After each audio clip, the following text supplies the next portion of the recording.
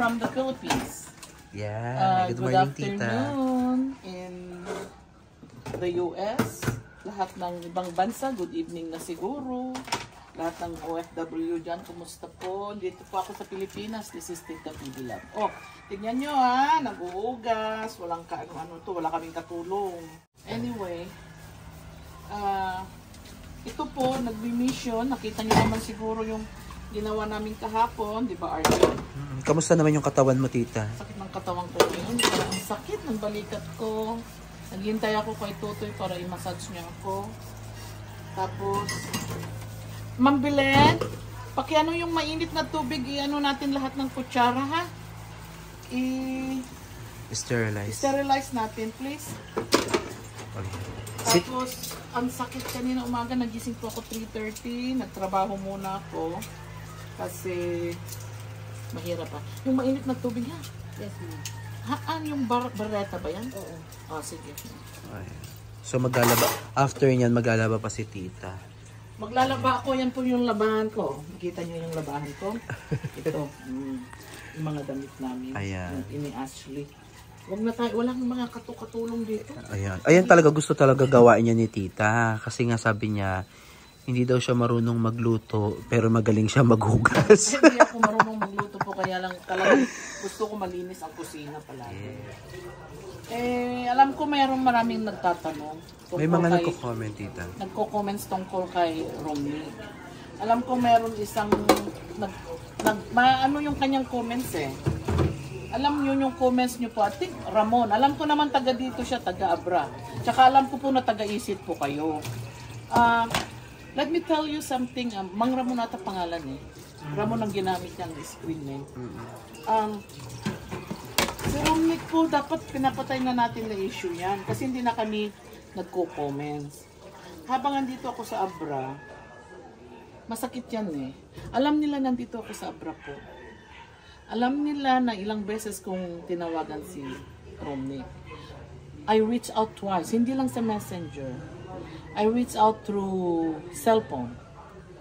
2 beses kong re-reach out. Nag-promise sa akin na lilipat. Okay? Nag-usap kami maigi. Alam nyo, proud ko yan kung natapos siya. It's a proud of Abra. Hindi siya po, hindi gumana. Marami pong ng incident na hindi namin na-vlog. Kasi sabihin ko na lang pong totoo. I'm very, very disappointed. Hindi naman si Romney po ako na-disappoint. Bakit nadamay yung bata? Kasi, pag ayaw ng lolo, ayaw ng pamilya, hindi mo pwedeng pilitin eh. So, I hope you guys understand. I hope na tapusin na natin yan. Issue na yan. Diba? Yes, tita. At pag natapos na po yung issue na yan, wala nang maraming cheche-boreche. Kasi tinatapos na, tsaka alam nila nandito po ako. Kung gusto nila na ako'y makita, pupunta sila dito. Bakit sila nagmamatigas? With all our heart, tinanggap ko yung bata. With all our effort, napabahayan namin. And one thing more, nabigyan namin ng pangkabuhayan. Anong ginawa nila? Hindi linagay yung tama.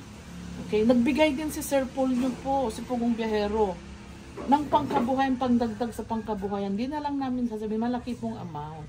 Kaya, let it be. Alisin na natin yung issue na yan, di ba? Tapusin na natin. Hindi natin pwedeng pilitin ang tao pag ayaw nila. Alam na nandito ako, kaya ikaw na nag-comment, Ramon ang screen siya, alam ko na nataga dito ka sa amin, okay? Kasi mga researcher ko, alam ka nila, kilala ka eh. Okay? So don't do that. Don't make me stupid.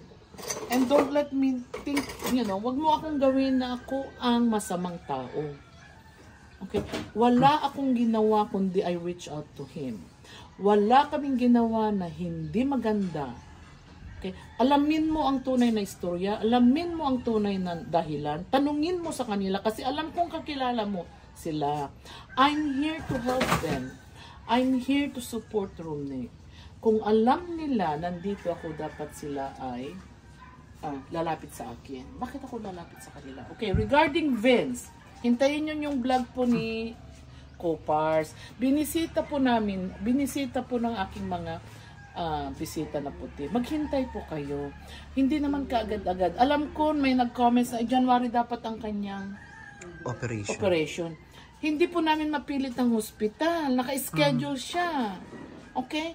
Ano po schedule niya, RJ? Nag-ano na po ako, nag-leave na po ako ng message at saka tumawag ako sa doktor. Kaya lang hindi sinasagot. Hindi pa sinagot, oo. Hindi po namin pwedeng sabihin, o sige, operahan nyo na. Alam namin naka-schedule siya ng January. Hindi pa sumasagot yung doktor. At saka si Vince po, may nagtatanong dyan, bakit si Vince hindi binibisita? Binisita po si Vince, hindi pa na-vlog. Okay? At saka bakit hindi scholar si Vince? Bakit hindi scholar? Bakit hindi mo bibigyan ng damit? Vince is not my obligation. Ang obligasyon ko lang po is to help him through medical, on his medical, surgical problem. Nagawa po namin yan. Naka-raise kami ng pera ng over 300,000. Meron pang remaining na over 200,000 kasi marami na nagastos. Kung ano po ang hindi namin magagamit doon, yun ang gagamitin namin, ilagay namin sa trust fund para pang-aral niya. Yun po ang ano yun. Huwag po kayong comment ng comment kasi hindi nyo alam ang totoo.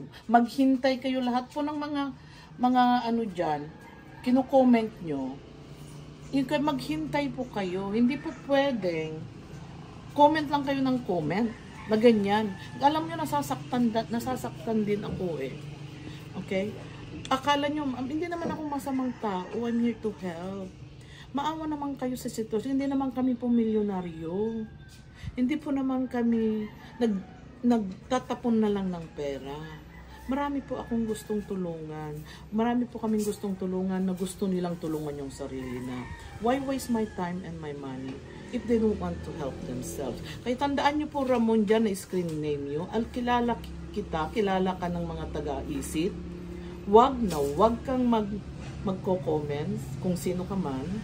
Okay? Alamin mo kung ano ang dahilan. Maraming dahilan, hindi lang namin sinasabi. At saka nagko-comments tungkol kay Vince. Binisita na po si Vince. Okay? Actually nga yung mga puting kasama namin, bibili sila. Bumili na pala. Umorder na po kami. Umorder na po kami ng mga colostomy bag niya. Hindi po pwede naming anuhin yung taga La Union. Hindi po pwede naming pilitin ang schedule. Alam namin January, sabi nila. We're waiting for them. We're at their mercy. Kami ay maawa naman kayo. Hindi kami Diyos. Alis na kayo? Dito ka muna. Hindi po kami Diyos. Lahat po nagko-comments dyan. Thank you so much for the positive comments. Nakaka-inspire. Thank you so much for watching. Nakaka-inspire po kayo. I'm trying my best. Kaya nga ngayon po gagawa na naman kami ng isang project. Mag-i-scout po kami kung anong pwedeng matulungan. Diba? At maawa naman kayo. And one thing more, nag-usap-usap po kami ng PB team when we were in Cebu. I'm thinking, ito na lang, i-announce ko na, of quitting vlogging. Okay? This is what my thought. I'm planning. Kaya lang, sabi ni Sir Paul nyo, mag-isip ka muna, tita. Kasi naiinis ako sa mga ganyan. Ako wala na akong ginawa kundi tumulong. You don't have the rights to comment negatively because wala kayong ambag eh. Wala kayong tulong. Pag kayo magbibigay ng pera sa akin, at itutulong ko, yun magko-comments kayo. Sino ba kayo? Magko-comments dyan. Kahit ayaw nyo ako, kahit hindi nyo ako anuhin, okay lang sa akin. I don't need your help. I don't need you to comment negatively. Nakaka-hurt din ng feeling yan. Kung kayo ay nagbibigay, kung ano yung binibigay ko, imamatch nyo, congratulations, I will say thank you. Okay? Ako ay yuyuko pa sa inyo.